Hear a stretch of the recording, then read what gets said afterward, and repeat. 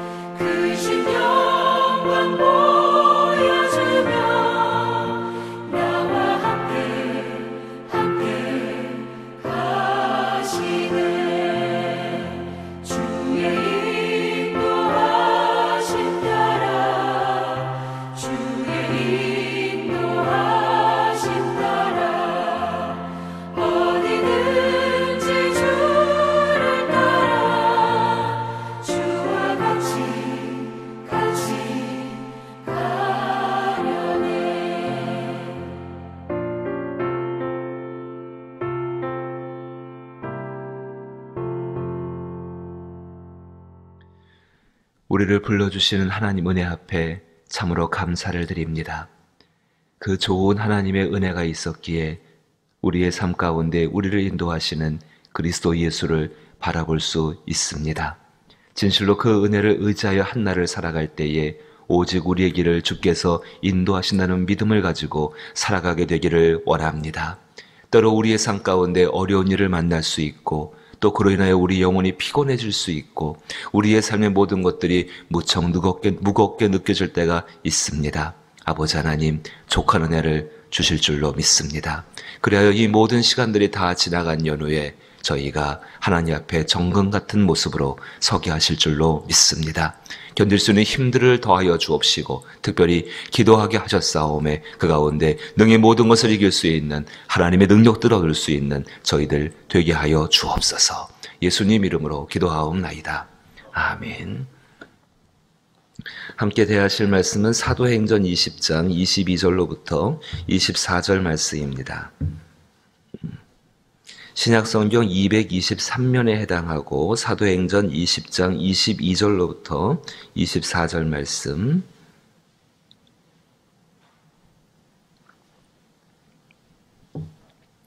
한 절씩 번갈아서 같이 읽으시고 마지막 절 같이 읽죠. 사도행전 20장 22절로부터 24절입니다.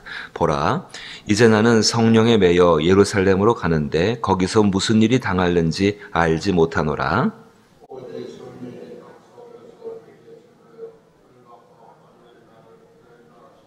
같이 읽죠. 내가 달려갈 길과 주 예수께 받은 사명 곧 하나님의 은혜의 복음을 증언하는 일을 마치려 하면은 나의 생명조차도 조금도 귀한 것으로 여기지 아니하노라. 아멘. 사랑하는 성도 여러분, 오늘 우리의 삶이 이 사도 바울이 가졌던 이 믿음과 이 각오로서 살아갈 수 있기를 주님의 이름으로 축복합니다. 이 길은, 이 말씀은 사도 바울이 이제 그 모든 사역들을 정리하고 이제 마지막 사역지죠. 로마로 향해서 가르칠 때 에베소에서 그 장로님들을 다 모으고 거기서 자기의 결단과 결심들을 밝히고 그동안 어떻게 사역했는지를 쭉 말하는 이별의 장면 가운데 나오는 한 이야기입니다. 그 이별의 장면 가운데에서 이 사도 바울이 자기 자신의 믿음에 대해 소개하고 있습니다. 가만히 이 본문을 살펴보면은요, 모든 길을 걸어갈 때 믿음으로 걸어가야지요. 그리고 그 걸어가는 길에서 승리케 하는 것은 믿음입니다. 지금 사도 바울은 에베소에 사랑하는 사람들과 헤어지고 있습니다. 떨어져서 길을 갈 것인데 이제 이 사도 바울이 지금 이전에도 그랬지만은요, 앞으로 걸어간 가운데 사도 바울이 어떤 믿음, 자기 개인의 어떤 믿음을 갖고 걸어가는가가 참 중요합니다. 그래서 성경이 그 믿음을 지금 우리 가운데 알려주고 있습니다. 가만히 보십시오. 그 첫 번째 모습을 보게 되니까는 22절에 보라, 이제 나는 성령에 매여, 우리 모두의 삶 아니겠습니까? 성령에 매여 예루살렘으로 가는데 거기서 무슨 일을 당할는지 알지 못하노라. 지금 사도 바울은 불확실한 세계로 들어가고 있습니다. 사람은 확실한 세계에 있을 때 안정과 평안을 누리지요. 지금 사도 바울도 나이가 적지가 않습니다. 이제 로마에 가게 되면은 한 5년 정도, 6년 정도 시간 지나면 이 사람 순교해야 됩니다. 66세 정도에 순교했다고 알려주고 있는데 그렇다면 몇 년 남지 않은 시간 가운데에서 사도 바울이 자기의 마지막 믿음을 지금 점검해 보고 있는 것이지요. 그 나이 가운데 불확실한 세계, 그 미래를 알지 못하는 세계로 가기를 원하는 사람이 어디 있겠습니까? 안정적이고 평안한 길 가운데 가기를 원하는 것이지요. 근데 사도 바울의 이 마음 가운데 어떤 믿음이 있는가? 이제 나는 성령의 매여라는 단어를 집중하십시오. 성령에 매여 있다. 일생을 정말 구원받은 연후에 사도 바울을 이끌었던 것이 성령이십니다. 우리의 삶도 마찬가지 아닙니까? 우리가 예수를 믿고 난 다음에 성령께서 우리의 마음을 주장하시고 우리의 삶을 인도해 오셨습니다. 그의 은혜가 아니고서는 여기까지 이룰 수도 없던 것도 우리의 모습이고 그 은혜가 있었기에 남은 길도 주께서 인도하실 줄로 믿습니다. 사랑하는 성도 여러분, 성령께 매였다는 것은 내가 좋을 때 그 성령의 것을 택하고 나쁠 때 버리는 것, 그런 것이 아니라 이미 우리가 그에게 매여 있다는 것입니다. 그 말씀 가만 보십시오. 이제 나는 성령에 매여라고 말합니다. 이전까지도 매여 있었지만 더욱더 매여 있다. 내가 그 사람을 붙들고 있는 것이 아니라 내가 그 사람에게 붙잡혀 있는 것을 의미하게 되는 것이지요. 부모님들이 어린아이를 손을 잡고 갈 때에 손을 잡으면 빠질 수가 있으니까 손목을 잡는 것처럼 그가 나를 붙들고 있는 것입니다. 우리 모두는 알 수 없는 세계로 들어갈 때가 있습니다. 특별히 지금 코로나19로 인하여서 우리는 정말로 한 번도 경험하지 못한 세계 가운데 계속해서 들어가고 있는 것을 또한 경험하게 될 것입니다. 아니, 인생을 살아가는 한 순간순간 한 걸음이 예측은 할 수 있지만 그 세계가 어떤 세계인지를 한 번도 걸어보지 못한 세계를 끊임없이 걸어가야 되는 것이 우리의 인생입니다. 분명히 믿으십시오. 그 가운데에서 우리는 하나님, 성령께 매여 있는 사람들인 것을 믿을 수 있기를 주의 이름으로 축복합니다. 두 번째 모습을 보게 되니까는요, 23절 말씀입니다. 오직 성령이 각성해서 내게 증언하여 결박과 환난이 나를 기다린다 하시나라고 말씀하고 있습니다. 그 미래를 향해 나가는데 마음의 결단도 있습니다. 가야 한다는 것도 알고 있습니다. 하나님의 성령이 나를 붙든다는 것도 알고 있습니다. 근데 기다리는 예측되는 것들이 어떤 것이냐면요, 성령이 각성해서 내게 증언하여 결박과 환난이 나를 기다린다 하시나. 결박과 환난이 기다린다고 합니다. 고난이 있다는 것이지요. 나그네 길 걸어가면서 고난이 없을 수는 없지요. 근데 그 고난이 눈에 보입니다. 그 눈에 보이는 고난을 바라보고서 그것 가운데에서 어떻게 할 것인가? 이 믿음을 가만히 보십시오. 사도 바울은 거기서 성령이 각성해서 내게 증언한다 이야기합니다. 어떤 성에서 증언하셨었고 또 가게 되면 성령께서 알려주실 것을 말씀하게 되는 것이지요. 성령이 내게 증언한다. 하나님이 말씀하고 계시다는 것 아니겠습니까? 그분이 말씀하실 때 그 말씀이 누군가를 해되게 하고 괴롭게 하고 피곤하게 만들고자 말씀하신 것이 아니지 않습니까?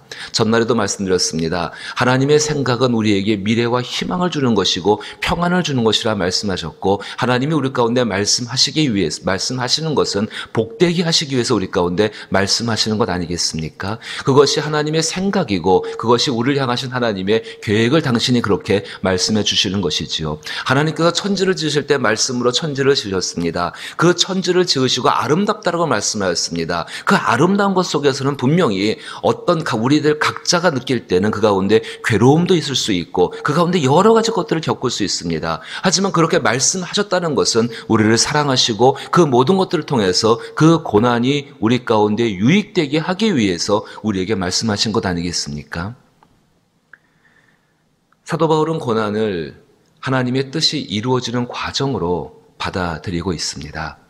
절대로 피곤한 시간들이 아니고 괴로운 시간들, 물론 느낄 때는 괴롭겠지요. 하지만 하나님의 뜻 안에서 그 모든 고난과 어려움들은 나를 온전케 하고 자기 자신을 완성시켜가고 그리고 내가 걸어갈 길들을 걷게 하는 하나님의 견책이고 도우심인 것으로 받아들이고 있다는 사실입니다. 그래서 사도 바울은 그 고난, 무섭고 두렵고 떨립니다. 그 고난 앞에서, 환난과 결박 앞에서 무섭지 않은 사람이 어디 있겠습니까? 다 무섭고 다 두렵고 다 떨립니다. 하지만 그 가운데 바라보는 것이 있지요. 닥쳐 육체가 겪는 그것보다도 그 안에서 이루어지는 하나님의 뜻들을 바라보며, 그것이 그리스도 예수께서 십자가를 짊어지셨을 때에 감당하셨던 그의 마음이었고, 십자가를 정말로 올라가실 때에 그 위에서 아버지께 모든 것을 의탁하실 때에 그 주님의 마음이었고, 사도 바울은 그 주님의 마음을 가지고 사는 사람이었습니다. 오늘 우리의 삶 가운데 주어지는 고난들, 또 환난과 결박들, 참 표현이 그래요. 결박과 환난이 나를 기다린다. 우리는 지금 많은 것 가운데 결박되어져 있죠. 우리의 영적인 것과 우리의 삶의 어떤 것들과 그 모든 것이 결박과 환난이 우리 가운데 주어져 있습니다. 가만히 한번 뒤를 돌아보십시오. 이런 환난과 결박이 내 인생의, 짧은 인생의 과거 가운데 정말 하나도 없었습니까? 오늘 처음 맞이하시는 환난이고 오늘 처음 맞이하는 결박입니까? 저는 그렇지 않다고 생각합니다. 우리의 인생 가운데 수많은 환난과 수많은 결박들이 있었습니다. 근데 그 수많은 환난 가운데서는 이길 수 있고 견딜 수 있는 힘을 주시고, 그 결박 가운데는 기도하게 하심으로 말미암아 그 흉악한 결박을 풀게 하셨고, 그로 말미암아서 오늘의 우리의 영혼이 누리는 풍성함들과 삶에 누리는 만족들을 얻게 하셨다는 건 아니겠습니까? 그럼 그 이후의 길에 하나님이 변하실까요? 변하지 않으십니다. 성령의 인도하심은 한결 같으십니다. 그러하기에 그 앞길도 분명히 하나님이 그것을 통해서 더 아름답고 놀라운 것, 그의 나라에 들어가기에 합당한 영혼으로서 또 육체의 삶으로서 주께서 만들어가게 될 줄로 믿는 것입니다. 따라서 우리의 삶 가운데 주어지는 환난과 결박 가운데에서 정말로 우리에게를 온전케 하시는 그 하나님의 뜻이 있음을 믿을 수 있기를 다시 한번 부탁을 드립니다. 자, 그것을 가지고서 이제 사도 바울은 결단하고 있습니다. 24절 말씀 보니까 내가 달려갈 길과 주 예수께 받은 사명이라고 이야기합니다. 내가 달려갈 길과 주 예수께 받은 사명. 아마 어떤 분들은 이 두 단어만 생각해도, 내가 예수께 받은 사명과 달려갈 길이란 그것만 생각해도 가슴이 뜨거워지게 될 것입니다. 하지만 믿음의 길이 어떤 길입니까? 뜨거워진 가슴만 가지고 걸을 수 있는 길은 절대로 아니지 않습니까? 분명히 우리는 그 가운데에서 하나님 앞에 능력을 얻어야 합니다. 그의 사랑을 가지고 살아가야 합니다. 동시에 절제하는 마음을 가지고 살아가서 그의 그리스도가 주시는 고난 가운데 동참하는 믿음을 가지고 사는 것이 우리의 모습 아니겠습니까? 가슴의 뜨거움을 유지하는 것은 굉장히 중요한 일입니다. 하지만 그것만 가지고 전부는 아닙니다. 그 뜨거움을 어떻게 사용할 수 있을 것인가? 과연 그것 가운데 어떻게 정말로 나를 하나님 앞에 드릴 수 있는가가 우리의 믿음의 핵심적인 내용 아니겠습니까? 뒤를 보십시오. 내가 달려갈 길과 주 예수께 받은 사명, 곧 하나님의 은혜의 복음을 증언하는 일을 마치려 하면은 마지막을 보는 것이지요. 그 끝날까지 견딜 수 있는 힘이 어디서 올까요? 모든 것이 하나님의 손에 달려있다는 그 믿음과 겪는 모든 일상의 삶 가운데에서 설령 그것이 고난이라 할지라도 그것을 통해서 하나님이 나의 삶을 마치게 한다, 완성시켜 가시는 것이지요. 그 완성시키는 과정이라는 믿음 가운데에서 뜨거운 가슴을 가지고 내가 달려갈 길과 주 예수께 받은 사명, 바로 그것을 감당하는 것 아니겠습니까? 그래야 할 때에 나의 생명조차도 귀한 것으로 여기지 아니하노라. 참 놀라운 거 하나 등장하지요. 자기의 생명을 유지하고 자기의 생명을 지키는 것만큼 귀한 삶이 어디 있겠습니까? 근데 나의 생명조차도 귀한 것을 여기지 않는다.